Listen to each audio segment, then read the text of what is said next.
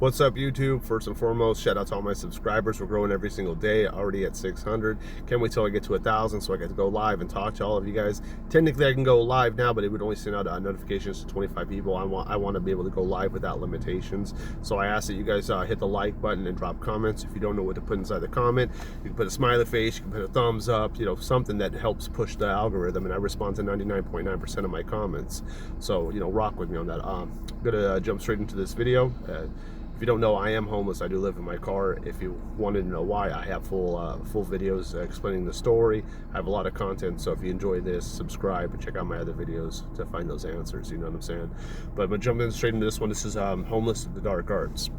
Why is it called the dark arts, and then why am I doing that? Because it's basically the stuff that goes on in the streets that you know, that if I called it crime, maybe my content wouldn't be pushed very much. So calling it dark arts. First thing with it is I don't think there's any videos that actually will dive into stuff as deep as I'm going to right now. So I ask that you do rock with me and watch the whole thing. But like I said, so the dark arts. First thing first is somebody tried. It's not like the movies where you walk up to on the block and you can start slinging. No. You hit a block where you don't have access if you don't have permission, and the only way you're going to get permission is literally you're going to be a gangbanger. You better have a squad of people. If you're just by yourself, they're going to take everything. They're going to make an example of you, and it won't happen very. It's going to happen really, really quick, and they might not even just tell you. You know what I mean? It might not. You know, they might say act like you're being embraced and get you down the alley. You know, but if you're by yourself, you're not setting up shop, you're not running anything like that, you know, not on the streets. Okay, if you were to do something like that and you had your own trap house, if you had your own house where you're going to be doing that from, or you actually have, you know, you control a part of that, your neighborhood or something like that, where, you know, it's not been claimed, then maybe you could do it. But just thinking that you could just come around here and do that, no. It's not going to happen. You're going to get robbed, and you're going to get beaten, and you're going to make sure that you don't come back ever again. You know, and that's just the way that works. So that's one of the dark arts is thinking that, you know, and then I guess another thing with that too is even if you did get permission for that stuff, you guys have no idea how many snitches there are. Like, almost everybody, like, the only way you could get away with something is to never let anybody know that you're doing it. So, like, you know, if you were to be slinging and stuff, you'd have to be by yourself, you know, or you have to have your day ones with you, but day ones still switch up on you, so it doesn't really matter, you know. And it's quite stupid too. Like, when people are slinging on the streets, they don't just have it on them. They have a ground stash, right? They have a ground stash. They don't have it on them, but they don't want that on them. But they're carrying a pistol. Like, that pistol and each bullet in there is extra time for you, you know.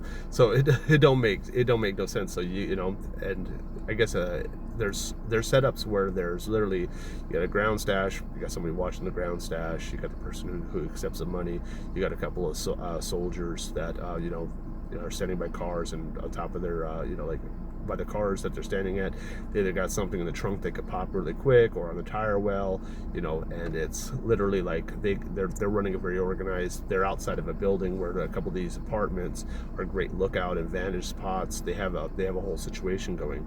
So if you're one person, you're not going to be slinging and doing that stuff around there. Like, you know, you gotta be basically from a gang.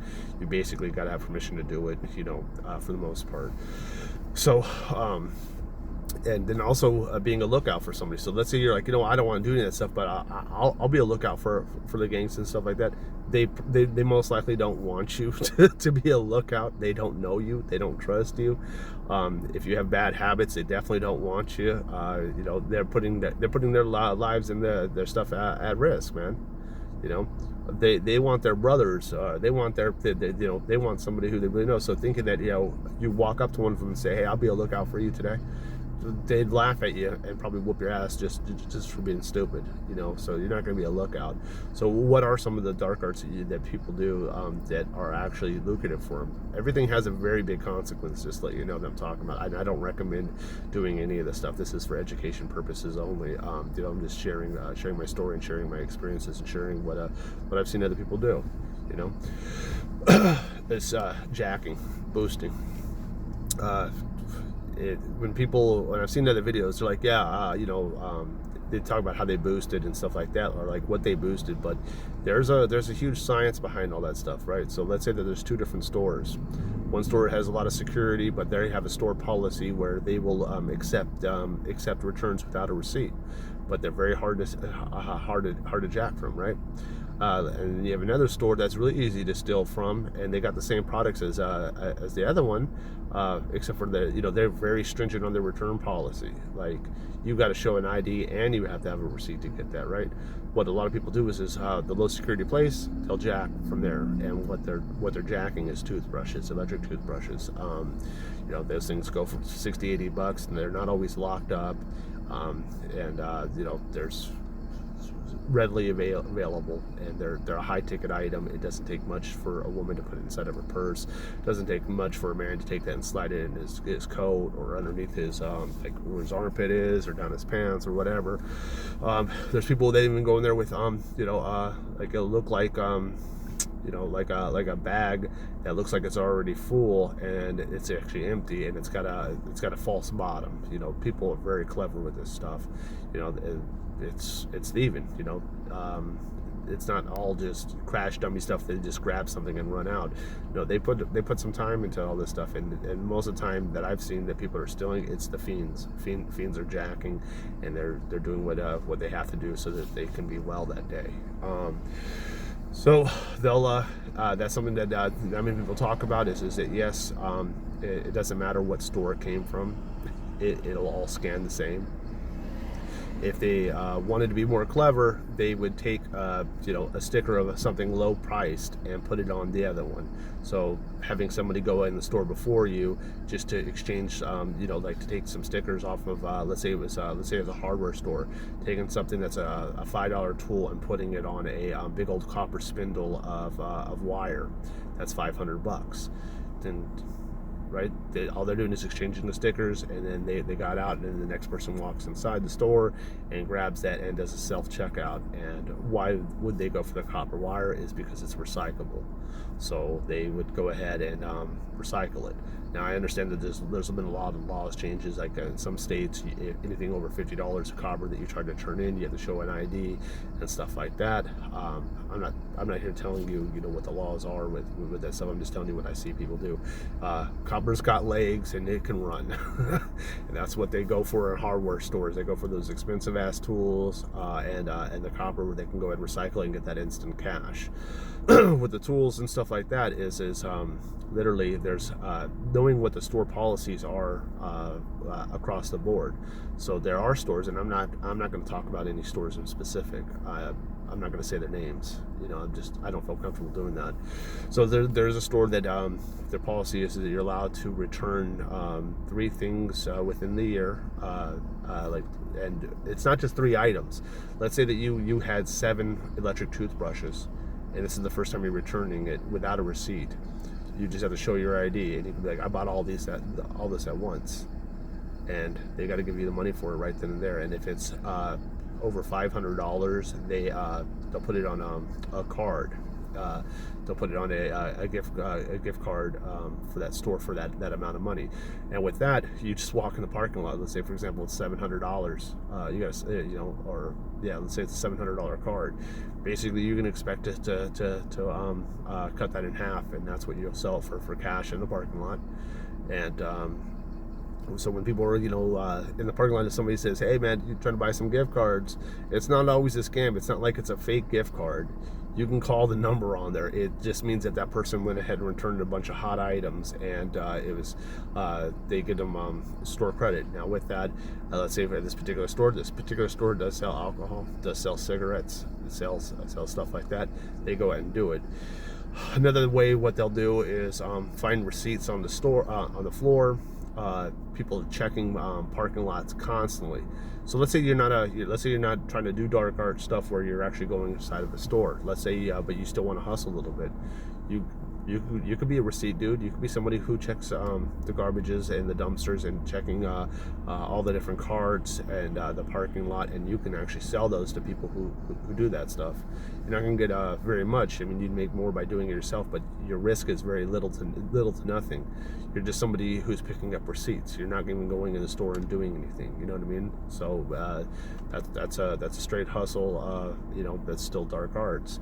And if you have a gift card for that store and you have receipts with items, you could go and you could buy buy items from that receipt and stuff like that, and have somebody else go in there and exchange it. So you utilize them, try to maximize the money that you've already gotten on that card, and that's literally how that works. And taking, like I said, taking stickers off and paying at low price. People look at I know that there's people that the workers that are by the self-checkout place, they got the little PDAs or pads or whatever. Those things are supposed to show what that customer scanned, but the truth is the same thing as like gambling. Gamblers or professional card cheats look for weak dealers that show their hands too much. How hard is it to walk inside of a store and notice that somebody who's doing that isn't really paying attention, that they're really old, or they're they're young, they're listening to music, they could care less, and that's how you spot it. So if you know a store that they're always on top of it, that store doesn't get hit very often because their employees care more. You know what I mean? They're there to actually prevent people. So these thieves and stuff, they go inside stores looking for that. Like, hey, are these people taking their job serious?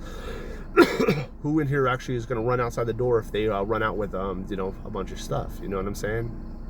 And so department stores and clothing and hardware stores, they all get hit that way. And yeah, that's something I've never seen anybody ever talk about on the internet. That I've seen it firsthand. People, I've been even asked before, hey, if you see any receipts out there, I'll buy them from you. I don't contribute to that stuff, so but I have been asked about that, and that's how I know about it. And I've seen stuff. I'm not dumb. I grew up on the streets, man.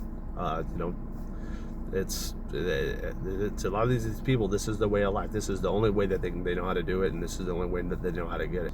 So another dark arts thing is literally, and I hate this one because it's happened to me before several times. Actually, I've had people busting your car windows and stealing stuff. I didn't have anything stolen. I had things that were opened up. They were looking for I guess laptops, firearms, things like that. And I don't keep that crap in my car. At the time that this happened, I don't keep that stuff in my car because I live in an apartment and everything else. And that has become a real big hustle for a lot of people in the dark arts, is smashing car windows and doing stuff. I know that the first time I had my car window smashed in, I actually had an interview that day, and as I was walking up to my car for an interview for a job, I already had a job, but I was trying to switch companies. I was truck driving at the time. I was trying to switch something up, and I was actually late for that interview, and I was like, well, take a look, man, my window's busted out, dude, and I still drove here and everything else. I didn't end up getting the job because I was late, and that doesn't look good. Because how are you supposed to be a truck driver and you're late for an interview? I mean, it didn't look good, even though I was like, dude, my window's busted. It is what it is. And every time I got a window busted, it always cost me a little bit over $200 to have it replaced. It sucks. They didn't even steal anything, and which is good. I'm glad that they didn't mess up my ignition system or try to actually steal my car. They were looking for stuff. But yeah, that's dark arts things. People go around apartments, buildings, and do that. And in fact, I've actually seen videos in like places like San Francisco where people are literally leaving their cars unlocked, and will literally have some of their doors open or whatever, but they're leaving the doors unlocked and leaving notes saying, hey, my car is unlocked, there's nothing in there. They do that just because they're tired of replacing their windows. And I gotta say, I think that is so messed up. The fact that the jerk-offs are breaking into cars so much that you have to leave your car unlocked. First and foremost, you have no access into my vehicle. I do not want you in there. I hate this. I can understand. I guess it's all of it's bad.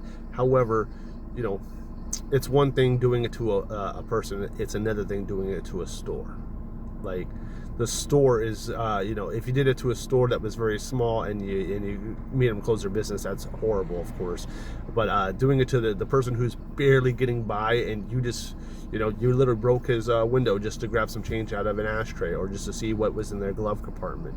And, it's a violation of stuff, man. It's more than just me having to replace my window. It's the fact that you came in my vehicle and I didn't like it, and you're lucky I didn't catch you, just leave it like that.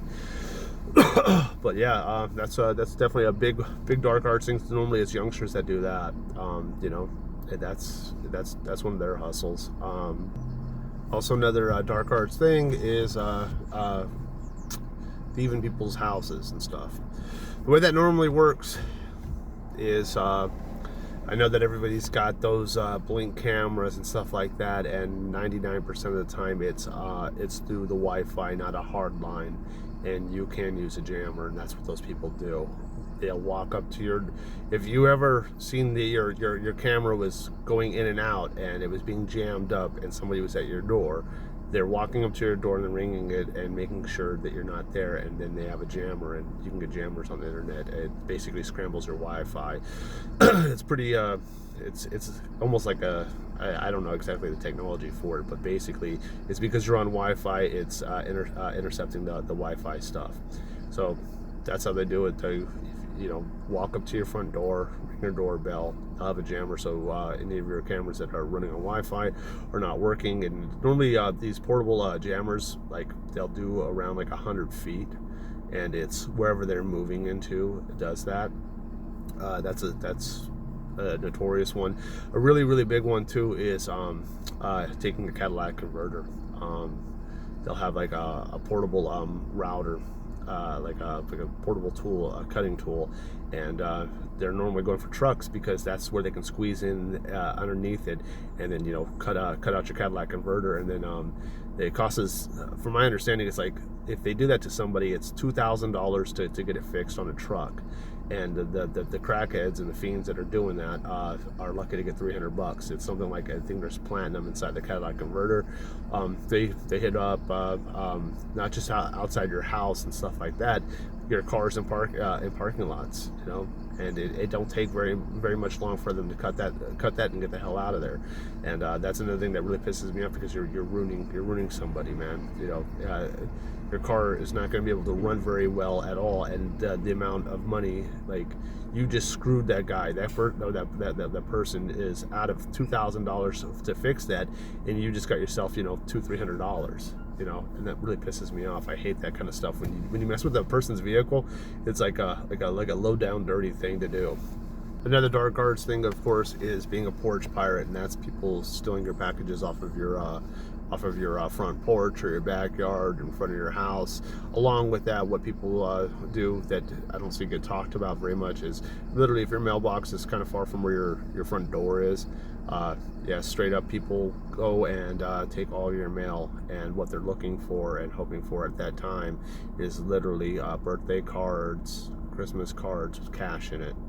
I'm sure if there's things like checks and stuff like that, they know the dark arts to go ahead and try to maybe use that or pawn it off to somebody else. I don't know. I have no idea what they do with checks, but I know they're looking for cash, and they're looking for you know, items. Not everything gets delivered to your front porch. That's worth stuff. Like, you know, there's things that go in the mailbox, man. Like, you know, you order yourself an engagement ring, you know, that you're going to give to somebody, and that's not going to be on the front porch in a nice little jewelry box.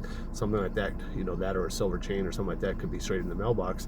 And with that is, people normally will go ahead and hit several hundred homes just to get a few dollars, if they even find anything. In apartment buildings where the mailboxes is a big hit, because you could have literally 150 mailboxes in one little general area, and you pop all of them, and then you got it, you know. So another dark arts thing is literally being a war daddy for a woman, or security, however you want to use it. I don't want to say the actual stuff, but, you know, it's like what Snoop Dogg always calls himself, and 50 Cent calls himself. Starts with a P, ends with a P. You know, I mean, this might have been the next letter might be an I. You understand? If you get caught doing something like that, I believe you do become on the offenders list, and that's flushing your whole life down the toilet when you have a crime like that. One, it means you're no good. Number two, it's just horrible. And but becoming it's definitely dark arts. Becoming somebody a war daddy. Generally speaking, how that happens is any woman who's homeless on the streets, 99, well, I'm not gonna say any, but a good majority, 90% of the women on the streets are going to be a lot lizard. If you don't know what that is, Google it, but I'm pretty sure you guys can follow along with me. When they're like that, that means they also have bad habits, and that bad habit's always going to come first. if you're a straight up dude and like, you know, you watch after people and you hope that they'll watch after you, and you tell one of those women, you know, like, hey, I'll watch out for you getting in these cars if you can buy me a sandwich, or, you know, I'll look out for you if you look out for me. You know, is that really that bad of a thing? Because you're just making sure that she doesn't get her ass whooped and you know, taken advantage of, or, you know, robbed, whatever. It doesn't seem that bad, but it does lead into way crazier stuff. And generally speaking, you know, it's not nice people that are looking out for each other like that. Generally speaking, that person's going to want to be your boyfriend, going to want to be her war daddy, and is going to want to, you know, like, her bad habits are going to come first. And normally, if you're with a woman who's got bad habits like that, that means that you do as well, and that's just not good. And that's one of the, in my opinion, one of the worst things you could ever do is when you're on the streets with it. You know, like me, I don't touch any of that stuff, man. Never have, never will. However, that kind of stuff, clouding your judgment, it's already, life is already hard enough out here. That stuff is not going to make it any better. So another dark arts thing is literally running up on people and setting them up. Generally speaking, the people that do that, they're going after like the dealers and you know, the people who are slinging, and they're running up on them.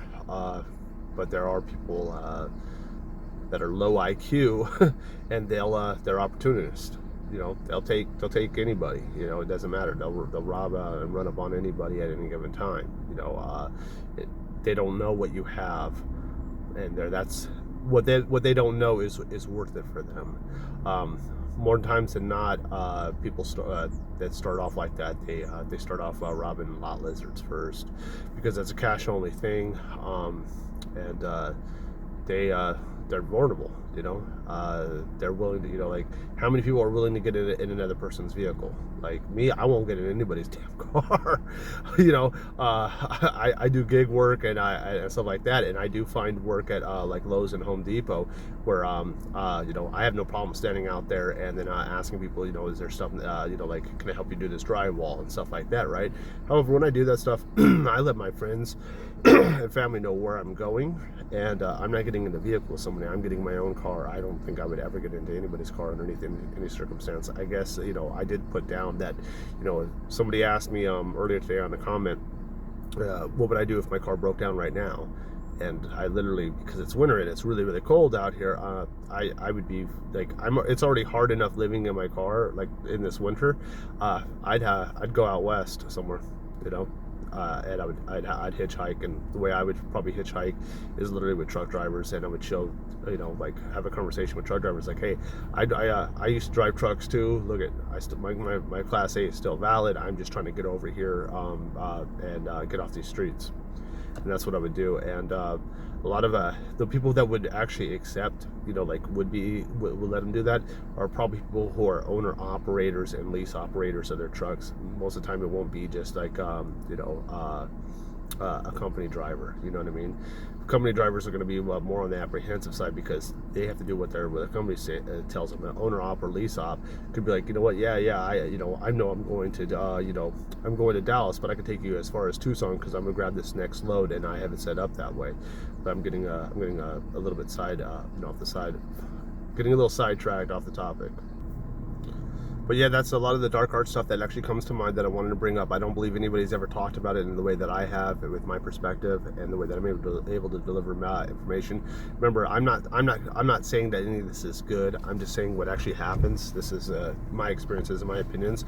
I definitely don't ever suggest anybody doing that stuff. My moral compass as well is me being honest. My moral compass is, if you were starving and needed food, going in the store and taking it is I mean, all of it's wrong, but to me, that's less wrong. I hate things that affect an actual person, not like a corporation or a business front, like taking people's Cadillac converters. That's wrong. Busting my windows and busting anybody's windows to still change or to see what they have in there is really wrong. You know, it's very, very sad and very unfortunate that there's people in certain areas that they literally leave their car unlocked, and they don't, you know, they would much rather people go through their car and not bust their windows. And what I would say is man, like, think about that life, think about that reality of your life. Why are you working so hard and paying for a house or paying for rent in a place that this is happening to you? Like that, like it's, to me, it's very basic. Nobody should go in your vehicle or go in your house or take your Cadillac converter or do any of that stuff without your without your direct permission, and that's a permission you're not going to give.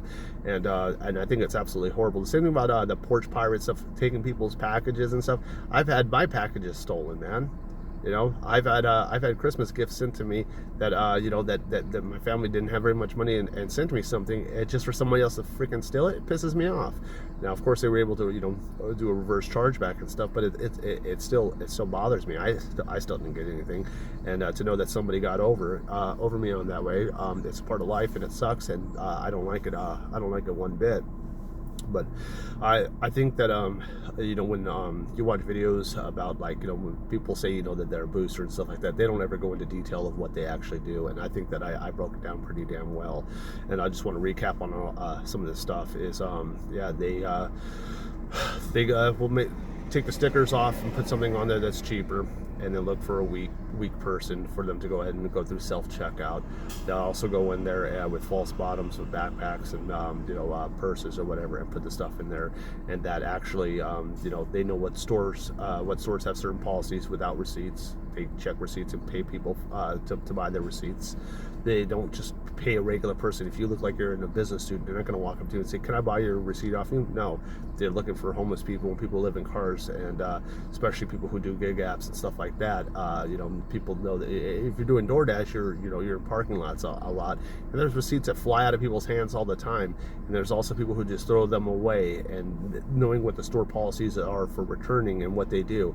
I don't think anybody's ever broken it down to the way that I did, and I did this for education purposes only, and just basically sharing my story and sharing my experiences and sharing what I see and stuff like that. And I'm sure there's a whole lot of other dark art stuff that I'll think about later, but this is what all came to mind. In fact, I actually had to, if you've noticed on my videos, I had to do some transitions because I kept getting sidetracked, and I thought I had to think about like things I've seen and what I know people do. I do ask that if you do enjoy my content, to please like and subscribe. I do ask if you can and you want to support me. My Cash App's in the description. It's AlienAscend. It's the same as my YouTube name. If you want to bless me, then cool. If you don't, then you don't. But I'm gonna throw that out there, and I want to thank you guys so much.